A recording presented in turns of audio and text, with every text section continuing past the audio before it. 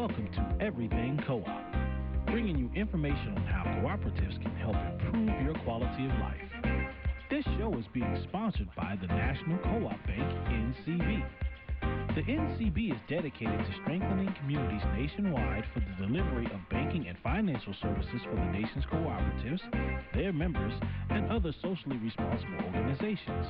For more information on the power of community ownership, visit ncb.coop. That's ncb.coop. Now stay tuned for your host, Vernon Oakes.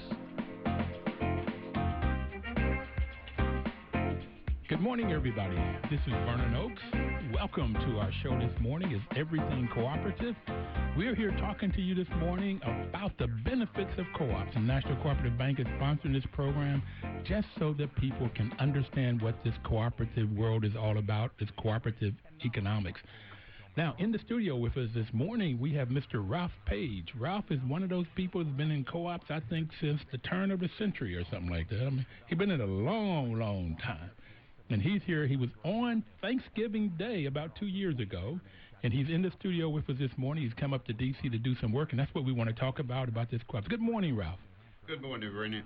I'm happy to be here again. I certainly enjoyed the last time I was on the program, the call-ins and so forth, and I'm looking forward to being on here. We need more shows like this around the country, or we need to expand this one countrywide, because the message about cooperatives need to be spread. People need to, it does so much for the communities and for people that people need to understand more about it and get involved.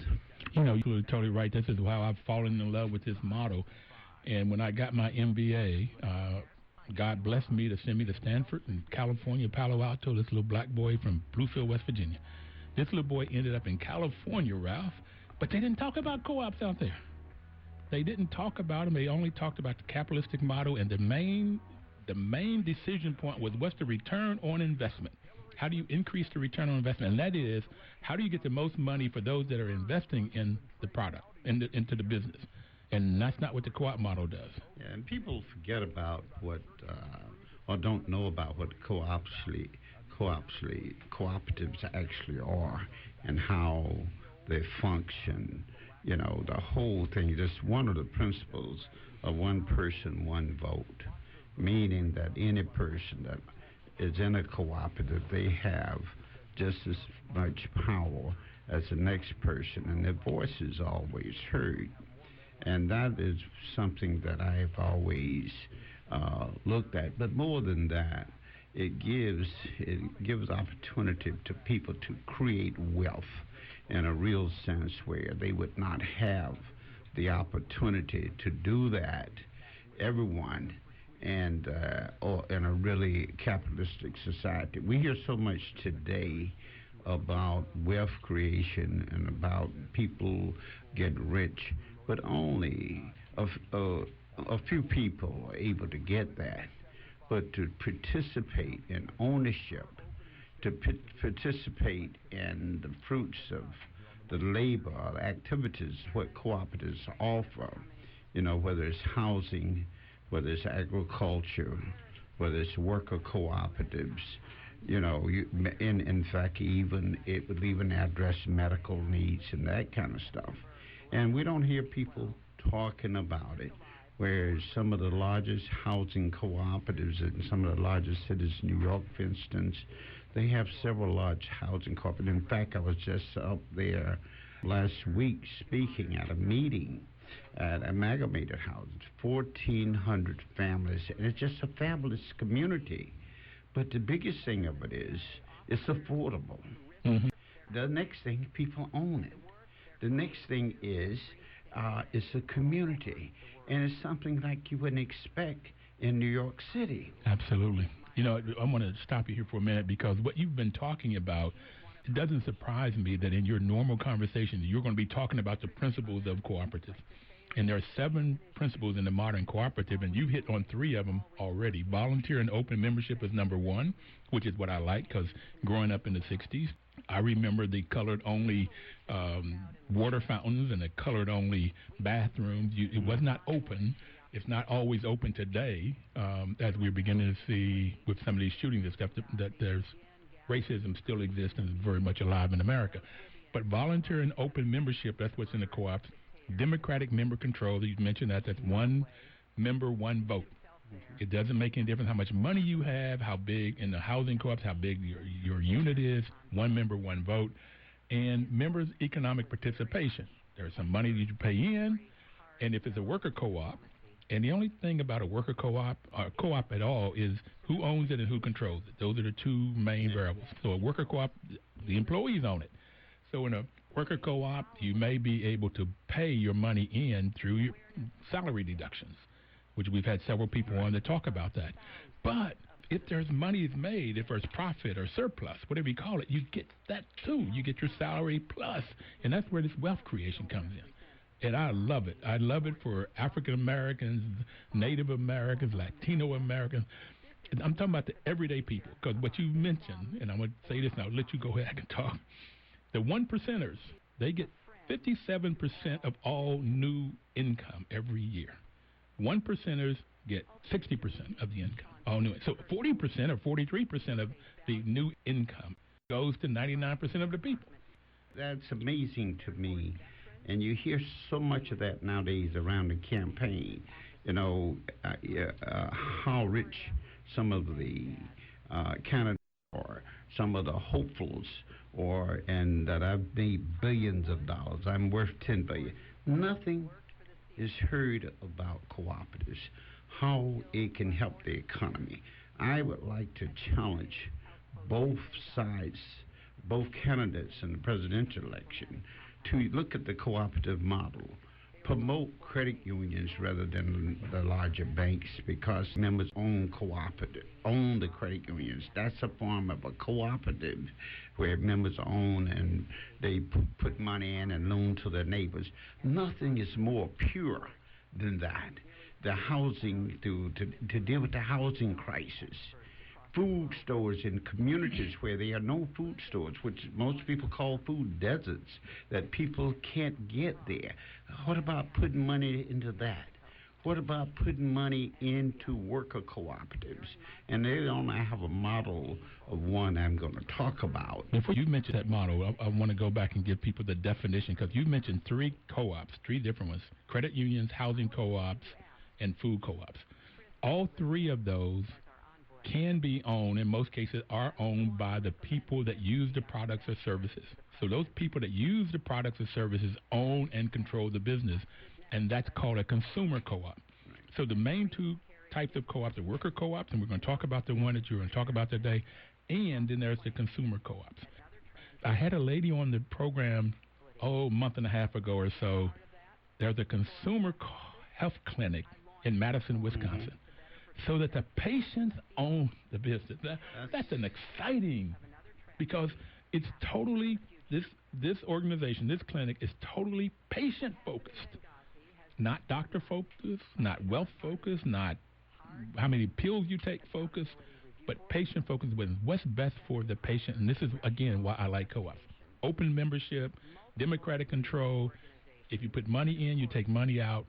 And then number 4, which we've already, autonomy and independence. The membership have to control the business, have to make the decisions.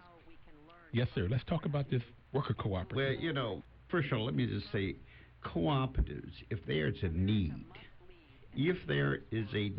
any need, you know, we've talked about healthcare, housing, credit, I can go on and on, insurance, other stuff. If they're banking, if there is a need, the cooperative model can address that. More than that, it allows for everybody who uses it to own it and be a part of it. Have that say-so you talked about earlier. Yes, have they say-so in that. Now, the other thing that I've been in this business all my adult life working with cooperatives, and it has been a great experience for me. But one of the things in the South, when back in the 60s, when I started out, when poor people, black people specifically, could not serve, could not on boards, could not work, could not serve in different places, be managers, work on school boards, or run for public office. They would say you'd have no experience. The co-op, they were able to serve on boards and to learn. And later on, they were able to advance to other parts and do this. So it offers a form of developing leadership like no university, no college I've ever seen. Hands-on work that it has done that develop community leadership. And many of those leaders now are doing wonderful things everywhere, from the Congress to everywhere else that has moved on to do these things. So I'm quite proud of that. If someone asks me, what is your greatest success, I think I would point to the human side of it, the human capital. We talk so much about money, but the human capital, it developed people, it has developed families, it's developed communities where people live together. It developed a network of individual leaders that went on to develop large credit unions. That is the most important thing that I see. Now, the other thing is caviar. Before you go there, you just talked about the fifth principle of the Martin Co-op, and that's education, Yes. training, and information. Yes, And exactly. 12 of my years, my career, I've taught, 11 of those in the college setting. And I totally agree with you that the knowledge that I've seen people get when they go to the Federation's annual meeting, which I got to the first time this year out, or they go to the National Association of Housing Co-ops meetings, or National Cooperative Business Association, NCBA, I got it. When they go to these meetings, there's this training. And ICA, there's all of this training that happens, that people, they transfer information. You see people in the hallway talking. One president of a co-op talking to another president. What did you do when you had this problem? And sharing the data. And so people grow. I've also had on this program, Ralph, what you were talking about, I had one lady, Ruthie Wilder, up here in Baltimore, who's the president of a housing co-op. She said the things that she learned in running the business of a housing co-op, it applied to her life. Oh, yeah. That she learned how to manage finances. So not only did she, when she learned how to do these finances in the housing co-op, she transferred it over to she could manage her own personal business. I thought she was also saying she learned how to solve problems, and therefore in her significant other, they didn't have as many problems, or they could solve them. She said, no, that wasn't one of the lessons, but that's one of the I've learned. We got to take our first break, Ralph. Okay. We'll be right back. We talk more about the co-op principles and more about what's the benefits of co-ops. And Ralph has been in this since the 60s. We'll be right back. Please don't touch the dial. 1450 WOL.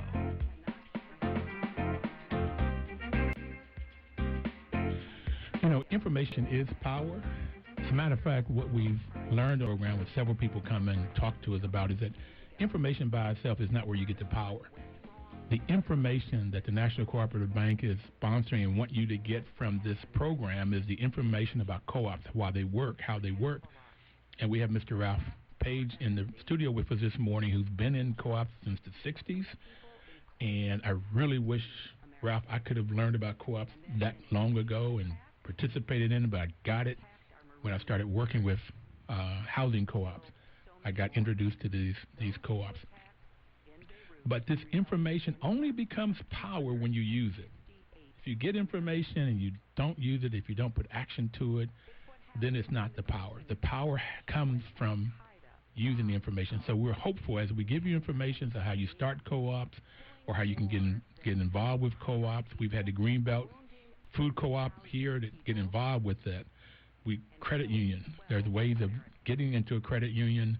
It doesn't make a difference where you work, where you live, but getting into finding a housing co-op, or if there's a group of you, 3, 4, 5, 10 people that have a community problem and you want to solve that problem, come together, create a business to solve that problem, even if it's job creation. So let's create co-ops. And right now, Mr. Page is going to talk to us about a worker cooperative. You know, I have left the Federation as the executive director, make room for younger folk to come on in and take the hymns, but I have not. And most people talk about retirement that I don't believe in.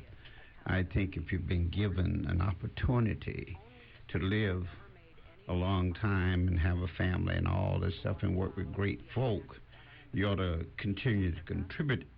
So in that, I'm working and volunteering with several co-ops. One of them would be the Southern Alternative Cooperative, agriculture cooperative located in Leslie, Georgia. And I'll tell you what, Leslie is down below between Americas and Plain, Jimmy Carter's old stomping ground. Mm-hmm. But it's pecan capital. You know, they a lot of pecans in that area, and these women grow pecans. They became together, started this production and worker cooperative where they buy, shell, crack pecans and sell them. And this is a wonderful product at Christmas time. And these women, this is their way of, they're poor African-American women who use this to make to develop income. And they are actually selling and doing direct mail. And this is a wonderful product. And I would like to ask the audience, people who are listening, if you would be kind enough to support this group by purchasing some pecans. I have a number here that you can call, or website here that you can call to order. They're very reasonable price and more, and they're good, the nutrition, but more so you'll be helping somebody. You can give these gifts.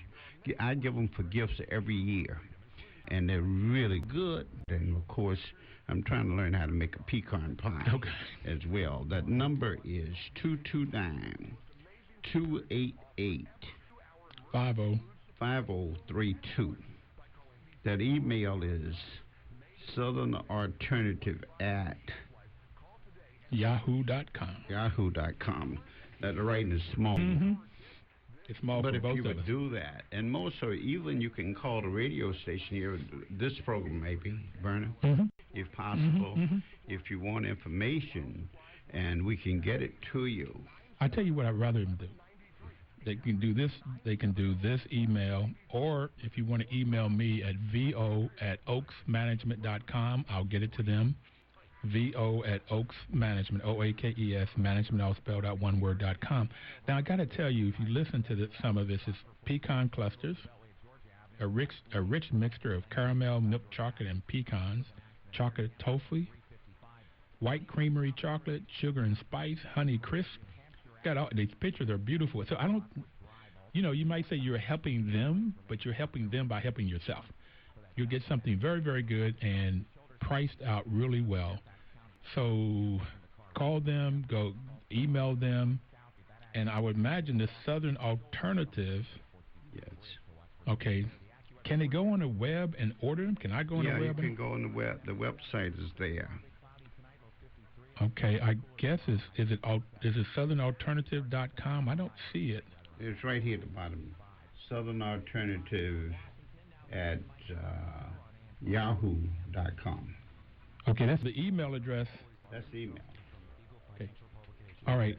So the email address is southernalternative@yahoo.com to order these pecans. And this is, again, why I like co-ops, is that what you will find, as I have found out, when co-ops are formed to solve some community problem. In this community, you have poor African-American farmers, and you have women that have come together and take these pecans and shell them and then make chocolates and all these delicious-looking products. So I'm going to order some, and I'm going to order some of them for both Thanksgiving and Christmas gifts.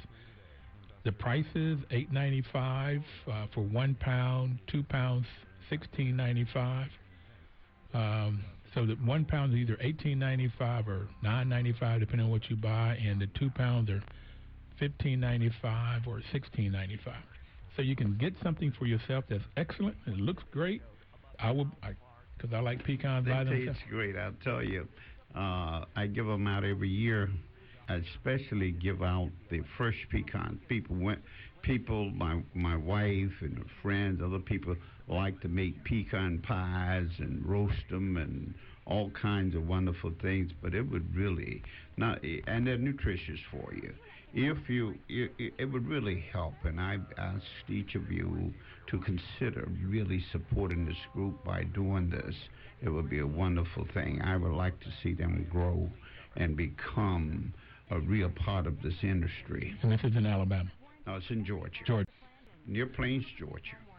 Because one time I had the in New Orleans of going out and picking pecans off the ground, and there is no, I have never eaten fresh pecans before. They were always store-bought.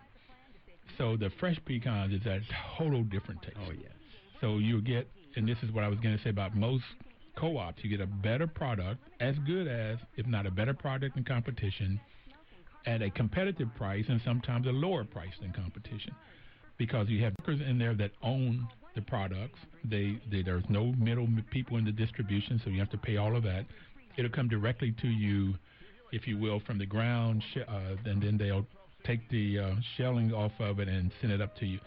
I'll be buying them. Thank you very much for this. Now, when I had there's somebody else on the program, there is the quilting bee. Yeah. And I've been wanting to get that information because I want to see what they cost. I was thinking about sending out quilts for Christmas gifts. Well, that's a wonderful story. I worked many years with the Freedom Quilting Bee. This is in Gee's Bend, Alabama. This is one of the poorest counties in the country, really.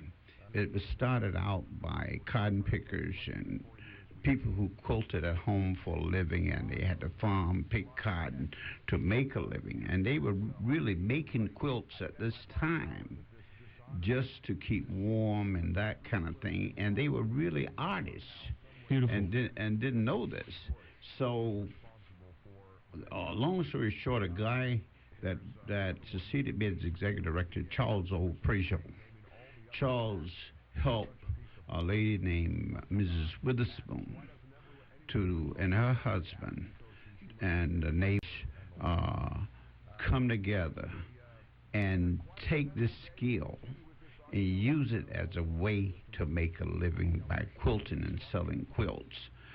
They built a building on volunteer labor and built this particular building, designed it and built it. And they, with the help of the Federation and a few other organizations, I think the Mennonites and some other people came in, and they got there and started making quilts and been making them ever since. Now, they've changed a lot over the years. People have stolen and infringed upon the patterns that they've had, pattern searches, coat of many colors searches, a bear paw, just so many things that they had created and went on the open market with it. But they're still doing that. I can remember selling quilt churches. I can remember driving this group up to Mason Gimbels and talking to the people in New York about letting them demonstrate right there in the, right there when they did. I can remember having a place up in New York City, which was in fact called, upstate New York, called in the Bear Paws, where women opened a shop that only sold those, but it's still going. Okay. Now, if you want to get a hold to them, I don't have that number readily available, but you can call the Federation of Southern Cooperatives Land Assistance Fund, and that number is 404-734-8511. No, that's my cell. 447. We got to take a break, and we'll have it when we come back. Thank you so very much, Rob. Okay, thank you. We got to take a break for the news, the weather, and the traffic. And if you do want to call in, you can call in at 1-800-450-7876. If you have a question of Mr. Ralph Page or myself, we'll be right back. 1450 WOL.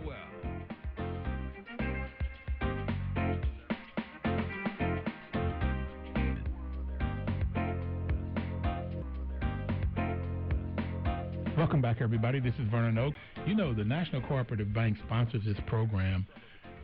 Their mission is to help cooperatives grow by supporting and being an advocate for America's cooperatives and their members. placing special emphasis, now get this, special emphasis on certain of communities that are economically challenged. And what we're talking about now are communities in the Black Belt that we have, and this is what Mr. Ralph Page has been talking about.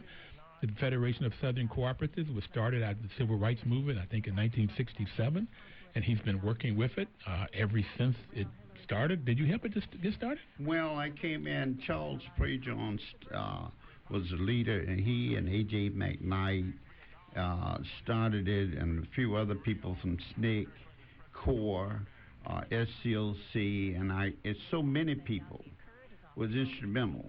See, what happened was, after the Voters' Rights Act, after the march from Selma to Montgomery, and we're talking 50 years now, you know, that need to be, rural communities were still poor. Rural South, Alabama, Georgia, the Black Belt, people did not have opportunity. Black people was losing land at 2.5 times the rate of their counterparts of white farmers. So they needed something at this particular time that would address some of these problems of economic disparity, of poverty in the area. And so people came up with the idea that if we would start these cooperatives that would help save land, that would help create markets, that would help create housing and opportunity. And so was born the Federation of Southern Cooperatives, with co-ops in Alabama, Louisiana, Mississippi, South Carolina, just straight across the South. And sure enough, we address not only those particular needs, but we address the needs of developing leadership, developing, sustaining communities in the area. The Federation has worked with over 100 of the very poorest communities in this whole country, looked at as third world, and they're still very poor because the tax base is so low that, and it had suffered long-term segregation and other things, and it takes a long time to get over those kinds of things. So the Federation, went right into the lounge mouth, really organizing and developing these things, and at many times we were looked upon. We weren't looked upon very well. We were thought of as being socialists, communists, because we were doing that. And there are a lot of things happen as we try to do this with the market produce. A lot of our produce and the co-ops were sabotaged. They couldn't get to the market. A lot of resources that we should have had was made available to other groups. White people. Yeah, was not made available to us. That was discrimination at the U.S. Department of Agriculture. They were all, if you name it, it happened.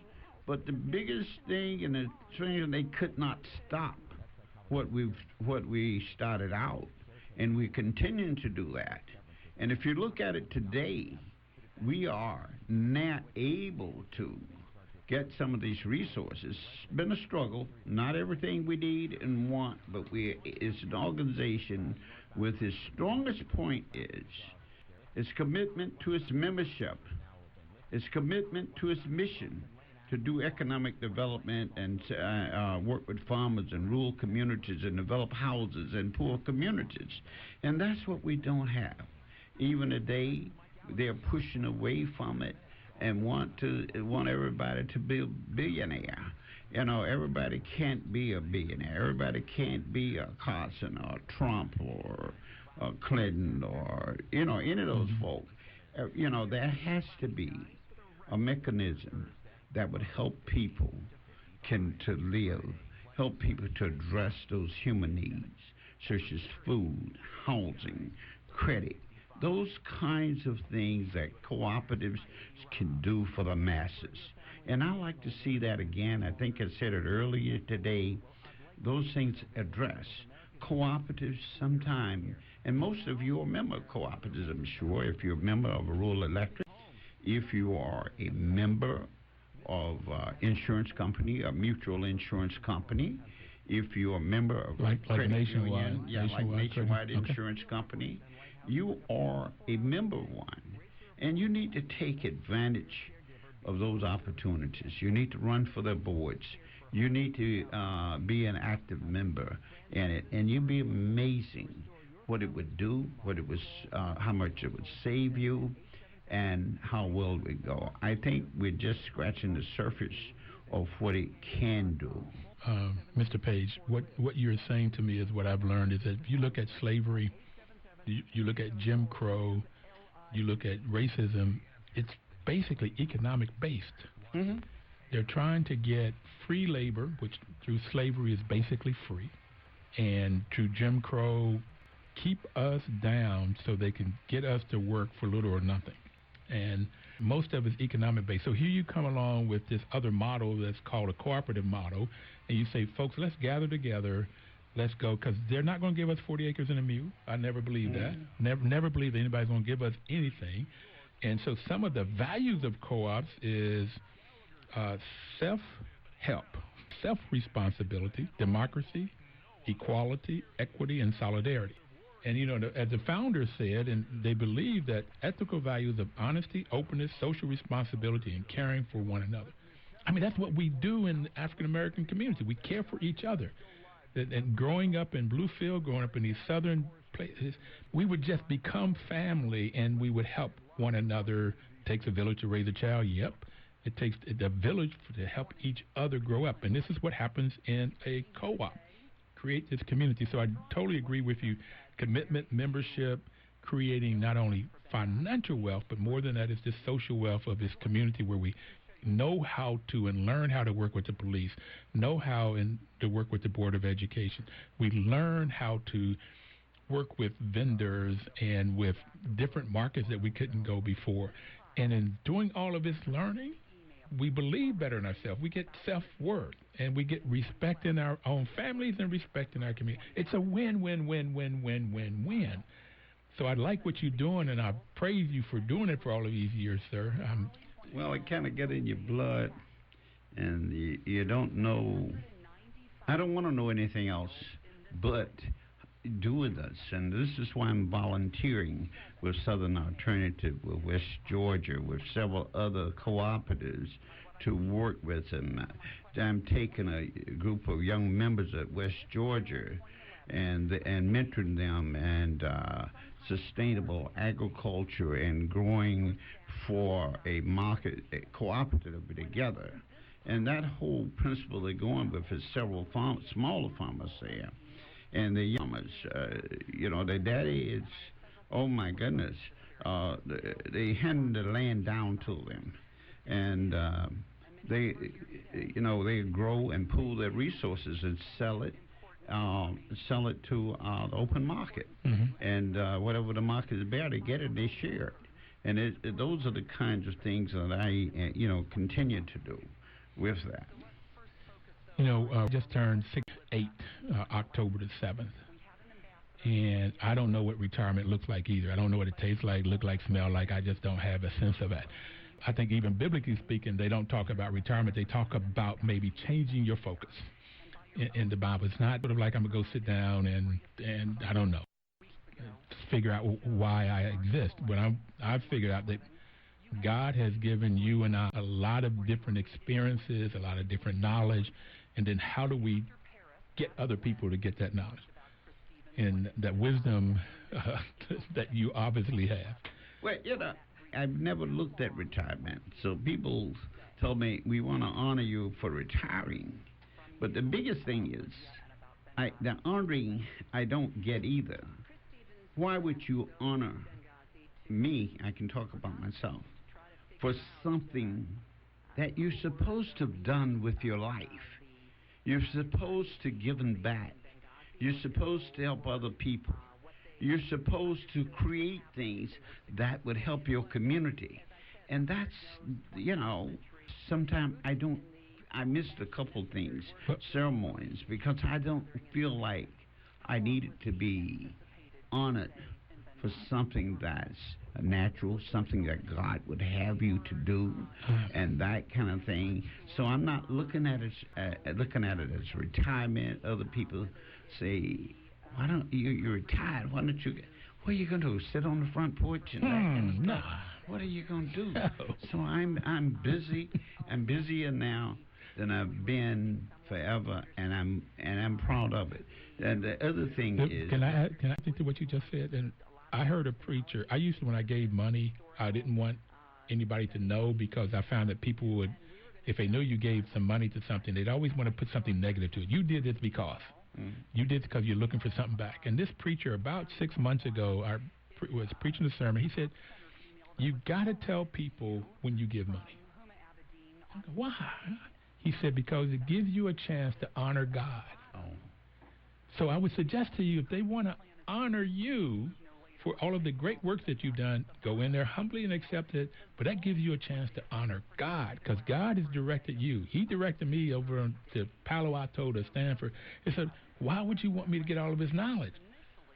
Honor him, help other people, the stuff that you've already done all of your life, and you continue to do it. When I went to the Federation, I met a woman by the name of Irma Wilburn. She and 9 other women are forming a bakery co-op, a worker co-op. So I'm supporting them from a standpoint of giving them technical knowledge about how to run a business, and they're getting help from the Federation and others about the how to get the information about running the worker co-op. But my help is just, how do you put together this business plan? You know, they need to go back and look at, and you're bringing back all the days to me. Acadian Delight. This was done in the beginning of the Federation. This was a fruit cake that was made in Louisiana using nuts and all the fruits and other things, and they actually had a bakery. I used to peddle cans, sell them everywhere for them, and it's a wonderful fruit cake in a small can, and it can be born again. The expertise is still there for these women if they want to look at it. It is so much, and that what happened to it when the economy went bad, not this past time before then, they were caught up in that, and they didn't have the borrowed power to stay and to compete with the big bread companies. Yeah. But it can happen. It did happen. Acadian Delight, I can almost taste those fruit cakes now. I would like to. Just as I can do the pecans. It is so many things. And I remember even so doing that after Katrina. We were in Katrina. We were one of the cooperatives that went in to help the people after Katrina. And we started all markets and so forth after that. And many people like the Co-op Bank. We got to take our break here. I'm sorry, because I'm tasting this fruitcake and I'm seeing these pecans, so I want to be a part of it. And what I told Irma was, she can pay me with zucchini bread or some of the other things that they do. We're going to take a break, and we'll be right back. Everybody, if you have a question or comment, call it 1-800-450-7876.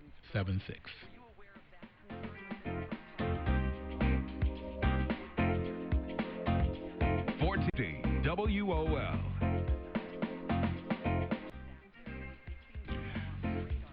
Welcome back, Vernon Oaks, talking to you about everything cooperatives this morning. NCB's customers, we've talked about worker co-ops and consumer co-ops. Their customers are just cooperatives, such as grocery wholesalers, which is a consumer co-op, purchasing co-ops or housing co-ops. Other customers are sharing the spirit of cooperation driven by democratic organizing principles, which by their very nature are member-run and member-owned. Others may be community health centers or charter schools driven entirely by community needs. So have in common is this social, personal, or business need. There's a need, create a co-op. You create a co-op to solve this particular need. And one gentleman said that if there's not a community need, there's no need for a co-op. James, welcome this morning. What's your question or comment? Well, my question is, first of all, well, like I said, I've been writing down stuff, but my question is, I noticed, and this is a great idea for someone like, this is great for someone like me. Fantastic. Good opportunity. I just wanted to see if I could retrieve some information, about someone that's really, I'm in the need to be informed about this, cooperative business thing. Uh-huh. I understand they have the housing co-op, worker co-op, consumer food health. It's probably a list. And so what's your question?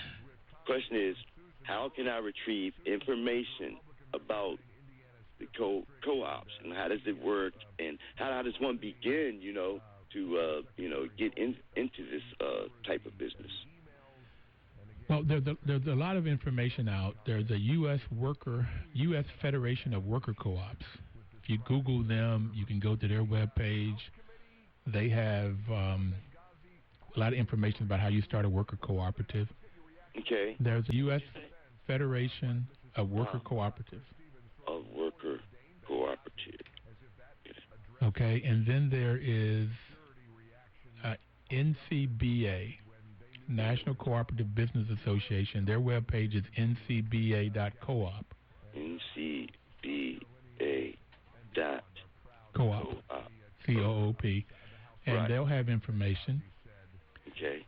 And then there's a Cooperative Development Foundation, CDF.coop. CDF.coop. And they have grants and fundings to help you to get started. And they can also show you where you can get technical assistance. Mm-hmm. And where are you located? Well, right now, here, Hyattsville. Okay, you're in Maryland. Okay, because the Federation is mainly, they work for the southern states, so Federation.coop would not necessarily help you, although Maryland used to be considered south. Okay, when Frederick Douglass went to England in the 1840s, his slave owner was right there in Maryland. Okay. He went to England as a slave. He got help from cooperators over there, and which helped him to buy his freedom. He came back as a freedman. So Maryland used to be a southern state. What's your particular interest that you might be interested in? What type of cooperative? Well, you know what I was thinking? Food co-op. That's what I was thinking more of. Okay. And invest in that and housing. Those two would be at the top of the list. Well, those food and housing. The information that Ms. Oaks gave you would be places you can go, but I'm open for a conversation at any time. So if you get the information, then if you got my number, you can call. Sir? And we can talk about it. Could you give him your number again? My number is 706-663-00. 663? Yeah.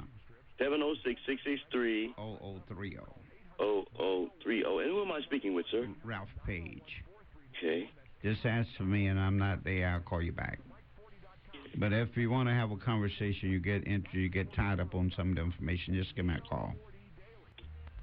Mr. Page, I really appreciate your time and cooperation. And as well, the gentleman that was speaking to me before, I want to thank him as well. My name is Vernon Oaks, and I'm hosting this show every Thursday. Just come on and get more information. There is the National Cooperative Bank gave some money, and Ralph, you may know this. They gave some money to one of the food cooperative associations to help start food co-ops. Yeah.